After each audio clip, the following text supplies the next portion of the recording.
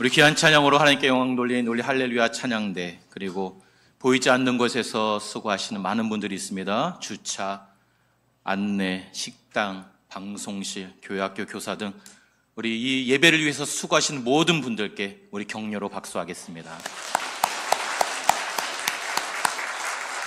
할렐루야. 성수교회 2부 예배 나오신 여러분 주님의 이름으로 환영하고 축복합니다. 우리 앞뒤 좌우 형제 자매님들 인사하겠습니다. 잘 오셨습니다. 반갑습니다. 한 번 더 인사합니다. 사랑합니다. 축복합니다. 오늘따라 뭔가 유난히 밝으네요. 좋은 일이 있으세요? 네. 이런 교회 되게 하소서. 벌써 9번째 시간이네요. 네, 이 시간 기습적으로 질문을 드리고 싶습니다. 첫 번째부터 9번째까지. 자, 하나씩 한번 읊어볼까요? 하고 싶지만 저도 아직 다 못 외웠습니다. 하도 많아서. 다음 주에는 한번 같이 읊어보도록 하겠습니다. 벌써 9번째 시간인데요, 오늘은 교회다운 교회라는 제목으로 말씀을 나누도록 하겠습니다. 한국교회가 위기다라는 이 소리는 사실은 십수년 전부터 이미 우리가 많이 들어온 얘기지만, 지금의 이 한국교회는 그 어느 때보다도 큰 위기에 직면하고 있습니다. 여러분, 2024년 현재 우리나라의 한국교회 숫자는 약 6만여 개로 집계가 되고 있습니다. 생각보다 많다고 생각하시죠? 원래는 훨씬 더 많았습니다. 한때는 여러분, 지금 길을 다니다 보면 흔히 우리 눈에 보이는 가장 많은 그 상점이 어떤 상점입니까? 편의점이 제일 많이 보이죠? 진짜 요즘은 너무 우후죽순으로 생겨나는 것 같아요. 괜찮은지 모르겠어요. 근데 여러분, 한때는요, 우리나라 한국교회가 편의점보다 더 많았었던 적이 있었습니다. 그 정도로 많았어요. 그런데 이제 그 수가 점점 매년 크게 감소하다 보니 이제는 편의점에 역전당하게 생겼습니다. 여러분, 교인 수는 약 770만 명 정도로 집계가 되고 있어요. 전체 인구의 17% 정도 지금 되고 있습니다. 여러분, 한때는 기독교 인구가 4분의 1이다, 25%다라고 말한 적이 있었어요. 근데 지금 벌써 20% 아래로 떨어졌고요. 조금 더 심각한 문제는요, 정기적으로 교회에 출석하는 주일 성수 교인이 550만 명, 전체 인구의 11%밖에 되지 않습니다. 10명 중, 우리나라 대한민국의 10명 중 1명만 교회를 주일 성수하고 있다. 근데 이것이 바닥인 줄 알았는데 지하실이 있더라는 것이죠. 계속해서 더 감소하고 있어요. 특별히 여러분, 이 30대 이하 젊은이들과 우리 다음 세대들은 거의 지금 따로 해외 선교를 갈 필요가 없이 그들이 미전도 종족 수준으로 지금 떨어지고 있습니다. 복음화율이 떨어지고 있습니다. 여러분, 그렇다면 왜 이렇게 사람들이 교회를 떠나가는 걸까요? 그리고 떠나갔던 사람들이 왜 더 이상 교회로 돌아오지 않는 걸까요? 잠시 표를 보시면 죄송합니다. 여러 가지 이유들이 나오고 있습니다. 눈에 잘 보이실지 모르겠는데요, 제일 많은 이유가 흥미가 떨어졌답니다. 교회에 대해서 지루하다는 것이죠. 그리고 믿음이 약해졌고, 신앙생활에 회의를 느끼고, 개인적인 사정, 그리고 성도들에 대한 실망, 그리고 다행히 목사님에 대한 실망이 좀 그래도 낮아서 다행이네, 그나마. 관계가 안 좋아져서, 이런 여러 가지 이유가 있습니다. 최근 이 문화선교연구원의 조사 결과에 따르면요, 2004년도에 4%에 불과했던 가나안 성도들, 가나안 성도는 가나안 지역에 살고 있는 성도들이 아니라 교회를 안 나가는 성도를 거꾸로, 안 나가 가나안. 가나안 교회를, 믿음은 있는데 교회를 안 다니는 성도의 비율이 2004년도에는 4%였는데요 최근에 10%대로 크게 증가했다는 것이죠. 특히 코로나 팬데믹을 지나면서 젊은 세대들, 자녀들이 가나안 성도로 전향하는 비율이 굉장히 높아지고 있다는 것입니다. 이렇게 교회를 안 나가는 가나안 성도들에게 그 이유를 물었습니다. 왜 도대체 안 가십니까? 그런데 그 대답이 충격적이었어요. 내가 예수는 사랑하지만 교회는 싫어하기 때문에 안 나갑니다. 교회에 대한 실망감, 회의감이 그들의 마음으로 하여금 교회를 안 나가게 한 것이라는 것이죠. 그래서 여러분, 아까도 표를 통해 봤지만 그들이 이렇게 교회를 떠나는 이유, 그리고 떠난 이후에 다시 돌아오지 않는 이유를 가만히 들여다보면요, 한 가지 주제로 귀결되는 것을 볼 수가 있습니다. 그것은 바로 교회가 교회답지 않기 때문에 그들은 돌아오지 않는 것입니다. 유명한 신학자이자 설교가이신 마틴 로이 존스 목사님이 이런 말씀을 했습니다. 교회가 교회다운 모습을 갖추지 못하는 것은 크리스찬이라고 불리우는 사람들이 크리스찬이 된다는 것이 무엇인지를 알지 못하기 때문이다. 여러분, 그렇습니다. 교회가 교회답지 못한 이유는 바로 우리의 정체성을, 교회가 어떠한 존재인지, 교회의 DNA를 잘 알지 못하기 때문에 그렇다는 것이죠. 여러분, 그렇다면 성경이 말하는 교회다운 교회는 어떤 교회일까요? 첫 번째로, 교회다운 교회는 바로 선교적 교회입니다. 여러분, 인류 역사 가운데 가장 중요한 한 세기를, 한 시대를 고르라고 한다면 예수를 믿는 우리들은 이론의 여지 없이 어느 때를 고르겠습니까? 1세기. 네, 답을 보여주시는데도 답을 안 하시네요. 1세기를 고르는 것이죠. 여러분, 우리가 잘 아는 것처럼 예수 그리스도께서 이 땅에 오셔서 한 생애를 사시고 우리를 위해 십자가에 피 흘려 죽으시고 다시 사심으로 새로운 구원의 길, 이방인들이 구원을 받을 수 있는 길을 활짝 열어주셨기 때문입니다. 그리고 그 주님께서 승천하시고 그의 제자들에게 지상대명, 땅끝까지 제자 삼으라 지상대명령을 주심으로 그 명령에 따라 이 땅에 최초의 교회가 세워진 게 바로 1세기 때였습니다. 그리고 주님은 하늘나라로 올라가시면서 제자들에게 약속하신 성령을 기다리라 말씀하셨고요. 그래서 그 예수님의 명령을 들은 이 예수님의 제자들과 120명의 사람들이 열심히 기도했다는 것을 우리가 지난주에 함께 나눴었습니다. 그러면서 여러분, 베드로가 아주 놀랄만한 말씀을 지금 선포하는 게 오늘 본문 내용인데요.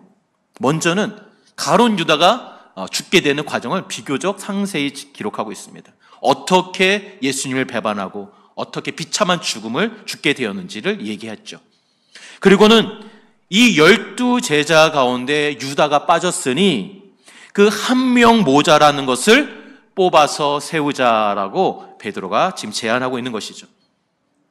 여러분, 근데 이때는 우리가 좀 생각해 봐야 될 것이, 교회가 이제 막 최초로 세워져서 시작될 때쯤 시기였어요. 요즘 말로 말한다면 교회를 개척할 준비를 하면서 제자의 그룹을 재정비하려고 했던 것입니다. 그런데 여러분, 우리가 성경을 잘 봐야 돼요. 그냥 읽고 지나가면 이게 무슨 의미인지 잘 모를 수 있는데요, 좀 이해가 되지 않는 부분이 좀 있어야 하는 겁니다. 그게 무엇이냐? 여러분, 요새 말로 표현한다면 120명이 교회를 개척하는데, 시작을 하는데, 적은 숫자는 아니지만 이 120명의 교회를 시작하면서 이미 지도자가 11명이 있었어요. 11명이면요 120명의 거의 10%에 가까운 지도자가 이미 세워져 있는 것이죠. 여러분, 이 정도면 충분해 보이지 않습니까? 쉽게 얘기하면요, 우리 교회가 만약에 120명인데 그 중에 장로님이 이미 11분이 계신 거예요. 여러분, 11분의 장로님이 120명 교회에 있다고 생각해 보십시오. 이미 많이 있으신 거잖아요. 그런데 베드로는 왜 굳이 한 명을 더 뽑자고 했을까? 이것이 의문인 거예요. 저만 궁금한가요? 궁금해야 합니다. 왜 꼭 12명이어야 하냐는 것이죠.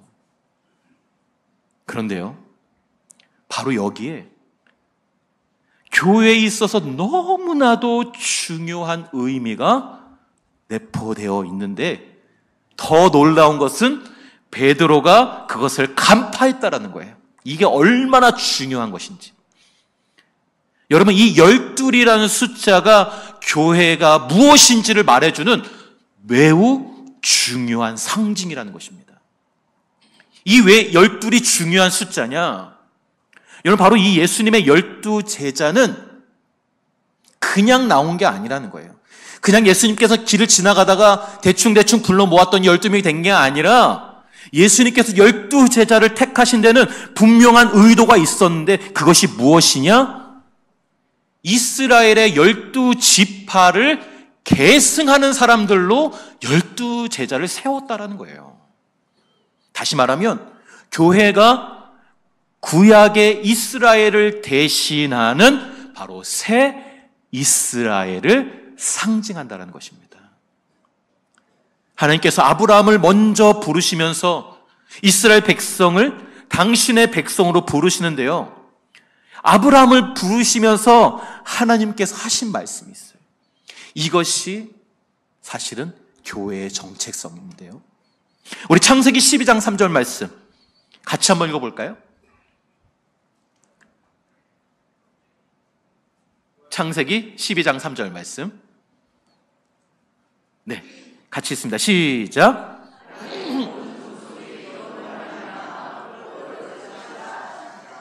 아멘. 그 다음에 22장 17절에서 18절 말씀 같이 한번 읽어보겠습니다. 시작.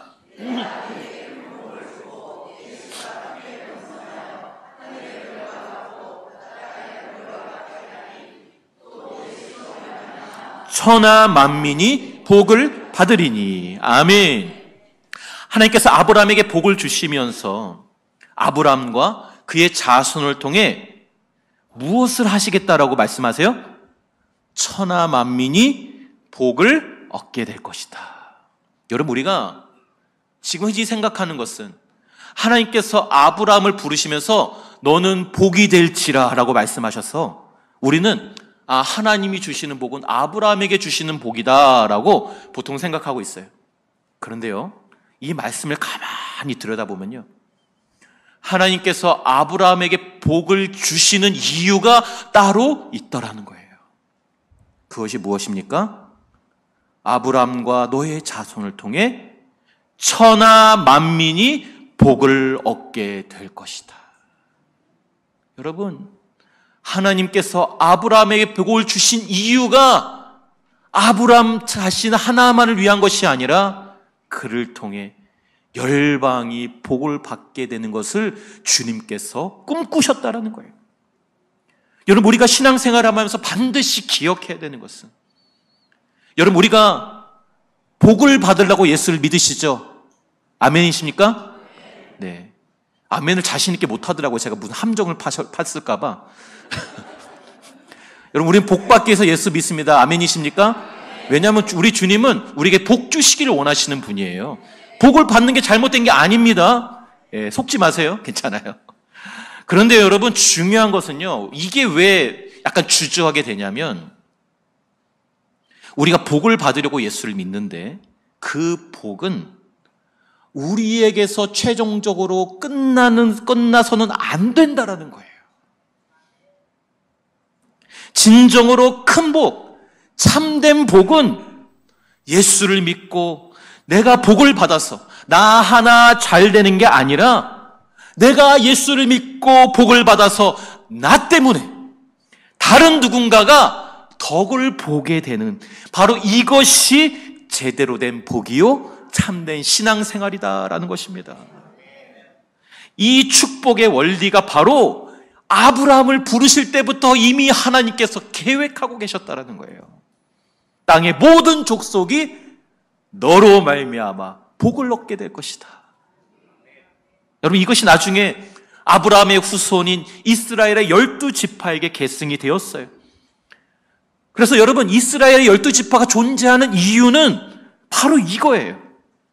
하나님께 복을 받은 이스라엘 민족이 바로 다른 민족, 천하 만민의 복이 되는 것이 바로 우리 하나님의 꿈이었다라는 겁니다. 그런데 이스라엘 민족이 이 하나님의 놀라운 계획을 깨달아서 실행을 했어야 되는데 그것에 실패했다라는 거예요. 선민의식이 있는 것까지 너무나도 좋았지만 왜 하나님께서 자신들을 선택하시고 우리에게 복을 주셨는지에 대해서 생각하지 않았다라는 거예요. 우리는 하나님의 사람들이에요. 우리는 하나님께서 창세전부터 특별하게 선택하신 복된 민족이다라고까지만 생각하고 그 복을 흘려보내지를 못했다라는 것입니다. 그래서 이 문제를 바로 잡고자 우리 예수님이 이 땅에 오셔서 아무나 뽑다 보니 12명을 뽑으신 게 아니라 그 12지파를 대신할 그 하나님의 복의 정신을 대신할 12명의 제자를 선택하셔서 그들로 하여금 교회를 이루게 하셨다라는 것입니다. 여러분, 그래서 교회는 이렇게 시작부터가 선교적이었다라는 것입니다. 근데 여기서 제가 말씀드린 선교는 해외 선교만을 얘기하는 게 아니에요. 여기서 말하는 선교적 교회라는 것은 교회는 이타적이어야 된다는 것입니다. 다른 사람들을 위해, 교회 밖 사람들을 위해 존재해야 한다는 것이죠. 그런데 너무나 안타까운 것은요, 우리 교회가 어느새 세상의 목소리를 내기 시작하는데 그 목소리가 이타적인 소리가 아니라 이기적인 목소리가 나오기 시작했다는 것이죠.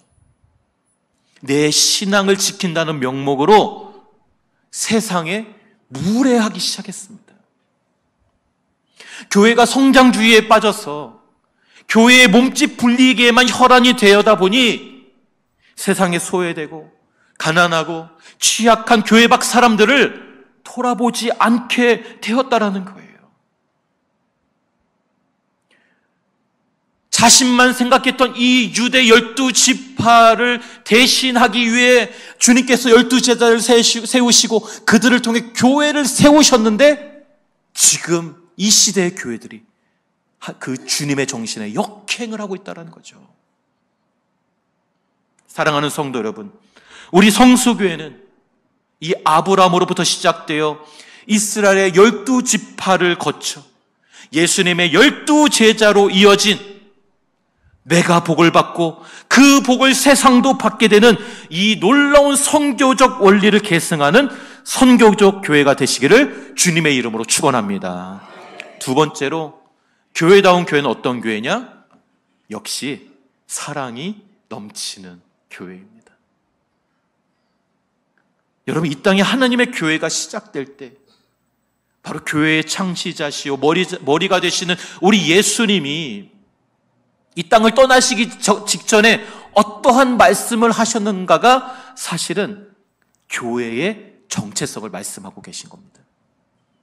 따라서 예수님께서 제자들 3년간 양육하시고 그들에게 지상 대명령을 통해 세상을 맡기시며 하나님 나라로 돌아가실 때 두 가지를 강조하시면서 가셨는데요.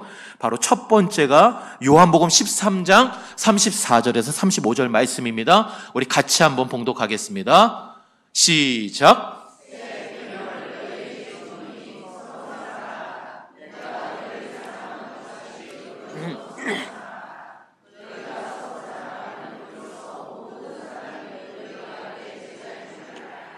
아멘. 그러니까 여러분, 교회는 제자들로 가득한 곳인데 세상 사람들이 우리를 성도로서, 우리를 제자로서, 교회다운 교회로서 어떻게 인식할 수 있게 되느냐? 바로 우리가 서로 사랑할 때. 교회는 제자들의 모임이고 그 제자됨이 바로 우리의 서로 사랑으로 드러나게 된다는 것입니다. 즉, 교회다운 교회는 사랑하는 교회다. 여러분, 제가 지금 이 사랑에 관한 얘기를요, 여러분 아실지 모르겠지만 거의 9주 동안 계속하고 있습니다. 여러분, 진짜 여러분 사랑하십니까? 반대로 얘기하면요, 여러분, 교회가 교회답지 못한 이유는 다른 게 아니에요. 교회가 사랑이 없기 때문인 것입니다. 여러분, 사랑에도 두 가지 종류가 있는데요, 먼저 첫 번째 사랑은 우리의 서로 사랑이고, 두 번째 사랑은 세상을 향한 사랑입니다. 근데 여러분, 우리가 서로 사랑하지 못하는데, 우리가 하나 되지 못하는데 어찌 우리가 세상을, 교회 밖 사람들을 사랑할 수 있겠어요? 여러분, 세상에도 사랑은 있습니다. 그들도 사랑을 외칩니다. 하지만 그들이 말하는 사랑은 참 사랑이 아니에요. 진짜 사랑이 아니라는 것이죠. 그들이 말하는 사랑은요, 굉장히 이기적입니다. 그리고 탐욕적이에요. 소유하려고 합니다. 내가 조정하려고 해요. 그리고 때로는 폭력으로 나타나기도 합니다. 그리고 대부분은 육체를 탐하는 정욕적인 사랑이 세상의 사랑이라는 것입니다. 여러분, 이 세상에서는 참 사랑을 발견할 수가 없어요. 따라서 세상 사람들이 안 그래 보이지만 진짜 사랑을 갈구합니다. 진짜 사랑을 느끼기 위해서 이렇게도 사랑해보고 저렇게도 사랑해보는데요, 그것이 그 사랑을 만족시켜 주질 못해요. 그래서 사람들은 지금도 진짜 사랑을 찾아 갈구하고 방황하고 있어요. 진짜 사랑을 원한다는 것이죠. 그런데 그런 세상 사람들에게 교회가 이것이 참 사랑이다, 우리 교회에 와보십시오, 우리 공동체에 와보세요, 이게 진짜 사랑입니다, 자신 있게 보여줄 수 있어야 하는데 그렇지 못하다는 것이죠.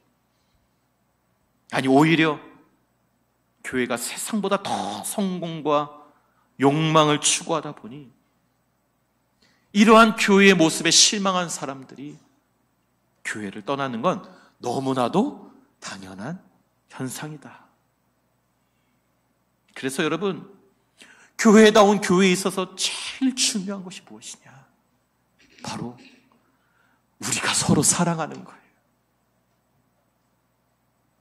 예수 그리스도 십자가 대속의 은혜로 하나님의 자녀가 된 우리가 한 형제요, 한 자매로 서로 뜨겁게 사랑하는, 이게 진짜 제자됨이요 교회다운 교회임을 여러분 믿으시기를 바랍니다. 아멘만 하지 마시고, 여러분, 말과 혀로만 사랑하지 마시고, 진짜 여러분 온 마음을 다해, 생명을 다해, 목숨을 걸고 여러분 우리의 서로 사랑을 지켜야 우리의 교회의 존재 이유가 있다라는 것입니다. 온 마음을 다해 서로 사랑하는 우리 성수 공동체가 되시기를 바랍니다. 제가 아까 두 번째 사랑의 종류도 말씀드렸는데, 바로 이것이 오늘 주제, 바로 교회다운 교회의 세 번째 주제이자 앞에서 말씀드렸던 그 모든 것의 최종 결론인데요, 바로 교회다운 교회의 세 번째는 사랑으로 세상을 섬기는 교회이다. 여러분, 오늘 본문에 베드로가 유다를 대신할 새로운 제자를 뽑을 때 제시한 새로운 제자의 자격에 대해서 말씀하고 있는데요, 1장 22절 말씀 우리 같이 한번 읽어보도록 하겠습니다. 시작! 항상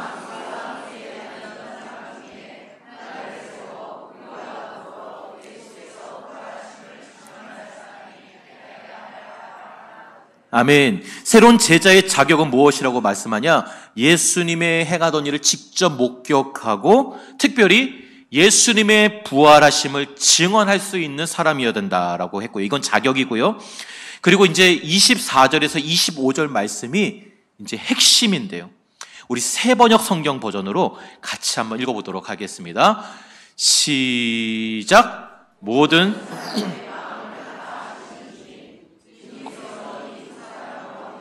누구를 뽑아 이 섬기는 일과 사도의 직분을 맡게 하실지를 우리에게 보여주십시오. 아멘.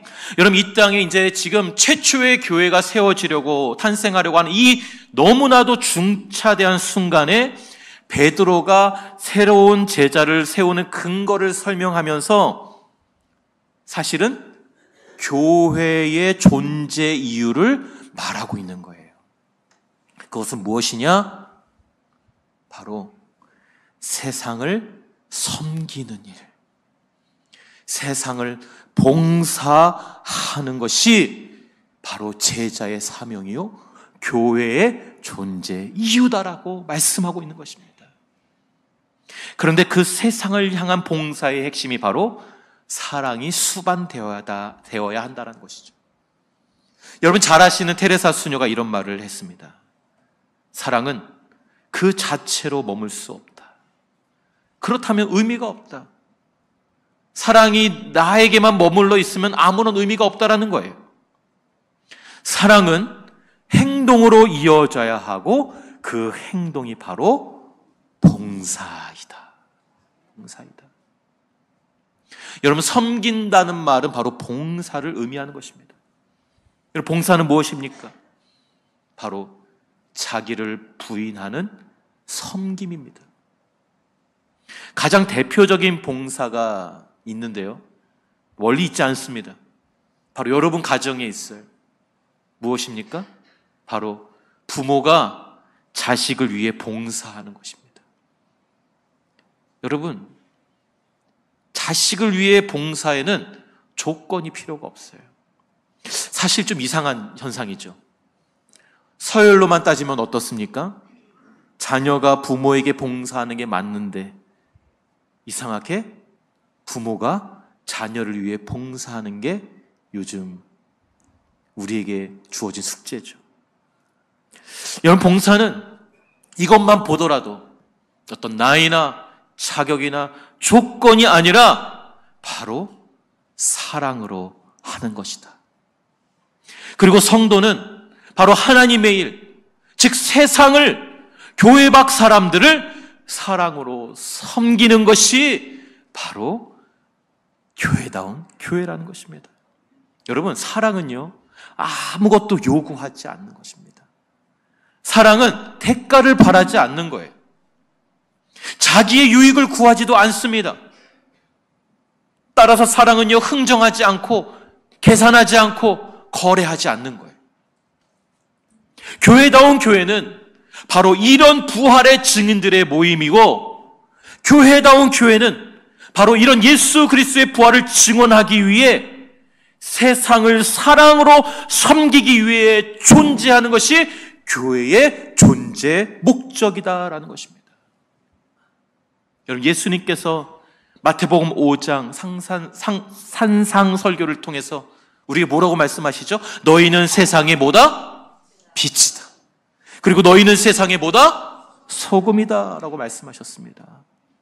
근데 여러분, 우리가 이 말씀을 들을 때 우리가 주로 어디에 집중한 줄 아세요? 어디에 집중하고 계세요? 빛이 무엇을 뜻하는 것일까? 소금이 무엇을 의미하지? 우리는 여기에 주목한다는 거죠. 근데 여러분, 예수님의 의도는 그게 아닌 거 아세요? 물론 빛이고 소금도 중요하지만 예수님이 말씀하시고자 했던 것은 무엇이냐? 바로 우리가 세상에 무엇인가라도 되어야 한다는 것을 주님께서는 의미하고 계신 거예요. 소금도 중요하고 빛도 중요한데 그것보다 더 중요한 것은 너희는 세상에 어떠한 존재로 살아가고 있느냐. 즉, 교회다운 교회는 세상에 무엇인 존재여야 한다는 말씀입니다. 반대로 여러분, 교회가요, 우리가 그리스도인이 세상에 대해서 아무것도 아닌, 아무런 영향력도 끼치지 않는 그런 존재라면 그런 그리스도인은 그리스도인이 아니고 그런 교회는 교회다운 교회가 아니라는 것입니다. 그래서 교회는 처음부터 세상을 향해 자신을 활짝 열어놓고 문턱을 완전히 낮춰놓고 시작한 공동체입니다. 따라서 교회다운 교회는요, 그 시작부터 끝까지 다른 사람을 위해 존재한다는 것을 우리는 잊어서는 안 되는 것입니다. 결론입니다. 여러분, 신앙생활이란 무엇입니까? 교회다운 교회란 무엇이에요? 주님이 주신 복을 그 아브라함이 그랬던 것처럼 너로 말미암아 천하 만민이 복을 얻을 것이다. 그 은혜를 우리가 먼저 받아 누리고 다른 사람들도 그 은혜를 누릴 수 있도록 우리가 할 수 있는 모든 것을 다 동원하는 것이 바로 교회다운 교회라고 할 수 있겠습니다. 따라서 여러분, 우리는 사실은 이미 세상에 많은 빚을 지고 있어요. 여러분, 혹시 이 자리에서 다른 사람에게 빚지는 거 좋아하시는 분 한번 손 들어보세요. 난 빚지는 거 너무 좋아해요. 아무도 없으시죠? 그런 사람은 없을 것입니다. 오히려 여러분 어떻습니까? 작은 돈이라도 누군가에게 빚을 지면 그 마음이 불편해서 하루라도 빨리 그 빚을 갚으려고 노력하실 거예요. 그러시죠? 안 그러시면 안 됩니다. 그렇다면 우리가 남에게 무언가를 빌림으로 빚을 진 것도 이렇게 불편해야 한다면 우리가 세상을 향한 복음의 빚, 축복의 빚을 생각해 보자라는 말씀입니다. 여러분, 우리 그리스도인은요, 누가 뭐라고 해도요, 이미 이 세상에서 가장 큰 은혜와 축복을 하나님으로부터 받아 누리는 사람들임을 여러분 믿으시죠? 여러분, 교회는 이미 감당할 수 없는 큰 은혜를 받은 사람들의 모임입니다. 우리 성수교는 지난 52년 동안 놀라운 축복과 은혜를 너무나도 감사하게 누리고 행복하게 신앙생활을 해왔습니다. 그런데 우리가 받은 그 누린 은혜는 하나님을 알지 못한 세상 사람들에게 대한 사실은 빛이에요. 여러분, 우리가 교회 다니면서 많은 이야기를 듣습니다. 교회가 이래야 되는데, 교회가 저래야 되는데, 예수 믿는 우리들도, 우리 성도님들도 그렇죠. 교회가 이래야 됩니다. 교회가 저래야 된다라고 생각하시는데요. 여러분, 그러나 그런 세상 사람들의 평가와 우리 나름대로의 평가가 교회를 규정 지을 수는 없는 것입니다. 내가 이렇게 생각해야 된다고 해서 교회가 꼭 그래야 되는 것은 아니에요.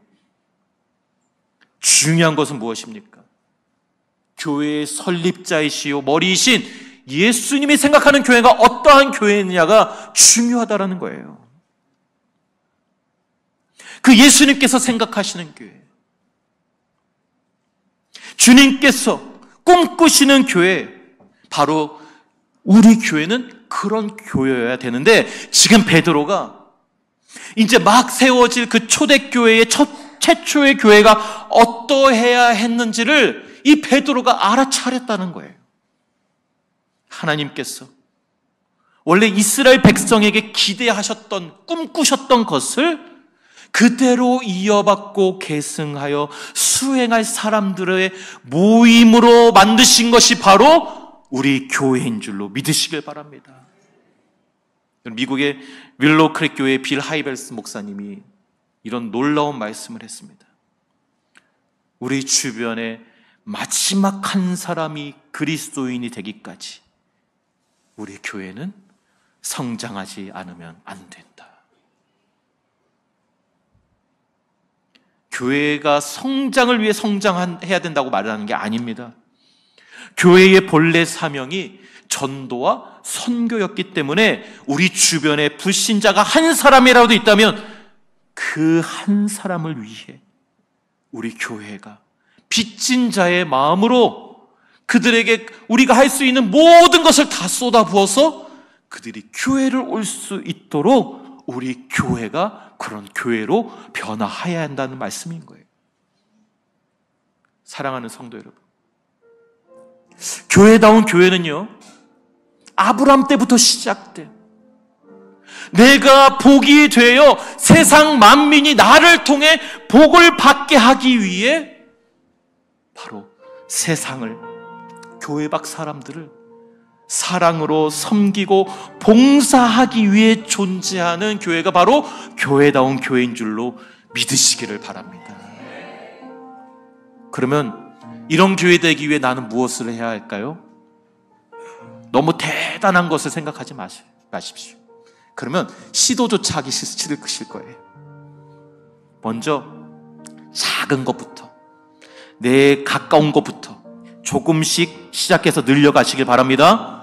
먼저 우리 목장이 사랑으로 하나 되는 공동체가 되기 위해 내가 다른 사람의 종이 되어 섬기시길 바랍니다.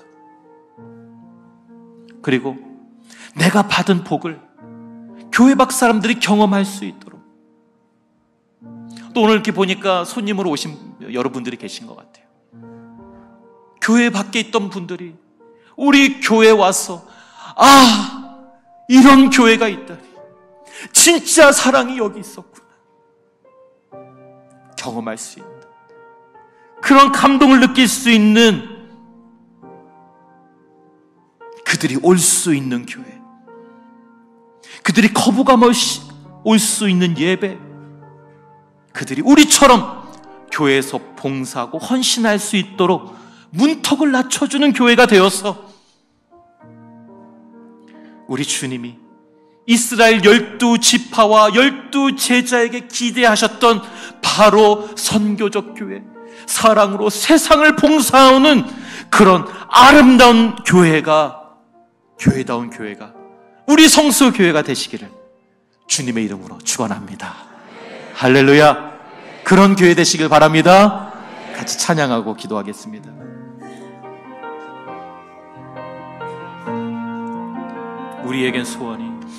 우리에겐 소원이 하나 있네. 주님 다시 오실 그날까지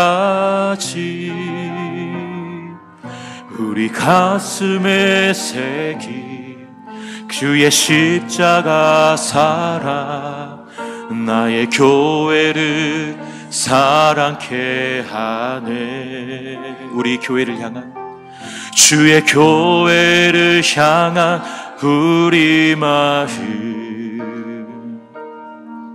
희생과 포기와 가난과 고난,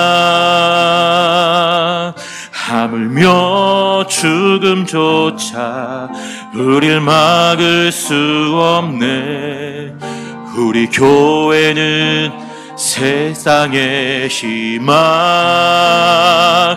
교회를 교회되게, 예배되게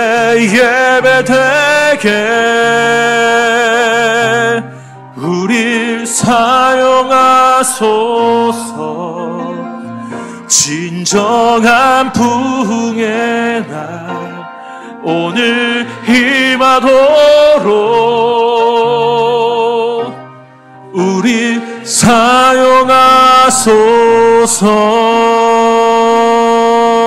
다시 한번 찬양합니다. 우리에겐 소원이 있습니다.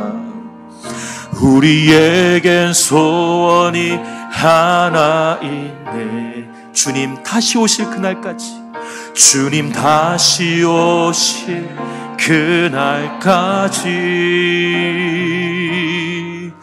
우리 가슴에 새긴 주의 십자가 사랑, 나의 교회를 사랑케 하네. 주의 교회를 향한 우리 마음, 주의 교회를 향한 우리 마음, 희생과 포기와 가난과 고난, 하물며 죽음조차 우릴 막을 수 없. 우리 교회는 이 땅의 희망, 이 땅의 희망, 교회를 교회되게, 예배되게 우리 사용하소서. 진정한 부흥의 날 오늘 임하도록 우리 사용하 교회를 교회되게, 교회를 교회되게, 예배되 우리 사용하여 주소서. 우리 사용하소서. 진정한 부흥의 날 오늘 임하도록 우리 사용하소서. 우리 시간 말씀을 기억하며 기도하실 때, 주여, 우리가 선교적 마인드로 서로 사랑할 뿐만 아니라 세상을 끌어안고 사랑으로 봉사하며 사역하여 주님께서 아브람 때부터 꿈꾸셨고 12지파와 12제자를 통해 계승하셨던 새 예루살렘이 우리 성수교회를 통해 성취되게 하여 주시옵소서. 우리 교회가 지금까지 누려온 복은 바로 이 천하 만민이, 이 지역사회가 받아 누릴 수 있도록 사역하는 교회다운 교회가 우리 교회 되게 해달라고 우리 말씀을 기억하며 주여 외치고 동성으로 기도하겠습니다. 주여! 오 하나님 감사합니다. 주님 찬양합니다. 천하 만민이 너를 통하여 복을 받게 될 것이라. 아버지여, 이것이 우리 교회의 DNA입니다. 이 열방을 향한 교회를 통해 역사하고자 하시는 하나님의 꿈인 줄로 믿습니다. 주여, 지금까지 놀라운 축복과 은혜로 주님께서 아버지 주여 은혜를 베풀어 주셨는데, 이제 우리가 그 받은 은혜와 그 놀라운 축복을 받아 누릴 수 있는 주여 그런 복된 우리 성수교회 되게 하여 주시옵소서. 이 배가 받아 누린 복을 나에게서 끝나는 것이 아니라 나의 받은 이 복을 세상이 누릴 수 있도록, 경험할 수 있도록 주여 우리를 사용하여 주시옵소서. 우리 한 번 더 기도하겠습니다. 주여, 내가 빚진 자의 마음으로 사랑으로 성도를 섬기고 교회 밖 사람들을 섬기기를 결단합니다. 무엇이든지 어떤 일이든 작은 일이라도 주를 위해 헌신, 충성, 봉사하게 하여 주시옵소서. 나의 그 봉사를 통해 천하 만민이 복을 받게 하여 주시옵소서. 우리 주님 앞에 결단하시며 다시 한번 주여 외치고 기도합니다. 주여! 오 하나님 감사합니다. 주님, 내가 이 시간 결단합니다. 아버지, 이 세상을 향한 하나님의 이 놀라운 복음의 축복의 역사에 주여 나를 사용하여 주시옵소서. 내가 받아 누린 이 복을 이제는 내가 타인을 위해 아버지 하나님 봉사하기를 원합니다. 작은 일부터 시작하기를 원합니다. 아버지, 우리에게 아버지 내 주변에 어두운 것을 밝히게 하시고 썩어져가는 것을 살리게 하여 주시고 남이 꺼려하는 일을 내가 사게 하여 주시고 힘들고 어려운 일에 내가 먼저 차원하는 마음으로 충성 봉사할 수 있는 아버지 하나님 우리들이 될 수 있도록 주여 축복하여 주시옵소서. 그래야 아버지 주님이 기뻐하시는 교회다운 교회가 우리 성수교회 될 수 있도록 도와주시옵소서. 주여, 우리 성수교회 중에 누가 주께서 택하신 바 되어 섬기는 일을 하게 될지, 주께서 꿈꾸시는 복의 근원이 될지, 주께서 찾으실 때, 주께서 부르실 때, 주여 내가 여기 있습니다. 나를 사용하소서. 나를 통해 천하가 복을 받게 하소서. 나를 통해 우리 교회가 교회다운 교회가 되게 하여 주소서. 이렇게 믿음으로 선포하는 주의 성도들이 되게 하여 주시옵소서. 그리하여 우리 성수교회가 열방의 빛이 되는, 소금이 되는, 복이 되는, 주님께서 꿈꾸시는 새 예루살렘이 되는 교회 되게 하여 주시옵소서. 이 시간 주의 성도들이 아픈 곳에 믿음으로 손을 얹고 기도합니다. 여호와 라파, 나는 너를 치료하는 여호와라. 내가 채찍에 맞음으로 너희가 나음을 입었도다. 이 말씀을 의지하여 기도하오니 이 시간 치유의 광선을 비추셔서 모든 질병이 예수 이름으로 깨끗이 치유되게 하여 주시옵소서. 모든 통증의 원인이 제거되고 이유를 알 수 없는 모든 통증으로부터 해방되게 하여 주시옵소서. 모든 우울감과 공황장애든 마음과 생각으로부터 오는 질병도 예수 이름으로 치유되게 하여 주시옵소서. 모든 불안증과 두려움과 근심 걱정에 눌려있는 모든 결박들이 예수 이름으로 끊어지게 하여 주시옵소서. 예수 그리스도 십자가에 흘리신 보혈의 능력이 이 시간 머리부터 발끝까지 흐르게 하여 주셨어. 보혈의 능력으로 예수 이름의 권세로 깨끗이 치유되고 완전히 회복되게 하여 주시옵소서. 예수님의 이름으로 축복하며 기도하옵나이다.